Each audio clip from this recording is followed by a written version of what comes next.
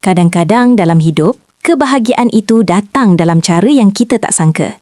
Itulah yang dikongsi oleh pelakon Atika Suhaimi apabila dia menerima satu kejutan istimewa daripada suaminya, Lokman Teh. Menerusi perkongsian di Instagram, Atika berkongsi momen penuh bahagia sempena ulang tahun kelahirannya yang ke-35 tahun. Apa yang mencuri perhatian, hadiah yang diterimanya bukanlah sekadar bunga biasa. Sebaliknya, dia menerima sejambak bunga yang diperbuat daripada wang tunai dengan nilai mencecah kira-kira RM10,000. Satu kejutan yang mungkin nampak sederhana tetapi penuh makna.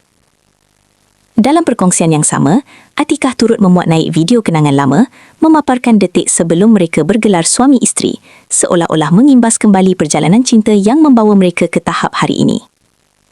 Dalam captionnya, Atikah sempat berkongsi satu ayat yang cukup jujur.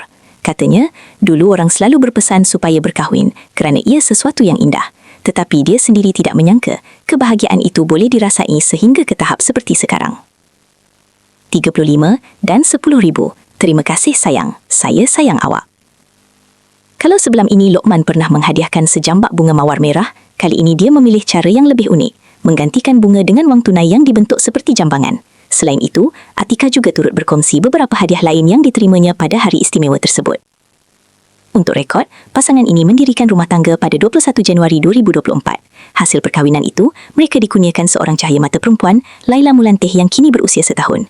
Kadang-kadang, kebahagiaan itu bukan hanya pada nilai hadiah, tetapi pada siapa yang memberi dan bagaimana ia membuat kita rasa dihargai. Apa pendapat anda? Kejutan seperti ini romantik atau sekadar simbolik sahaja? Terima kasih kerana menonton Chua Viral TV. Jangan lupa like, komen dan subscribe untuk terus dapatkan update terkini tentang dunia hiburan Malaysia. Jumpa lagi di video seterusnya. Stay tuned untuk lebih banyak kisah sensasi.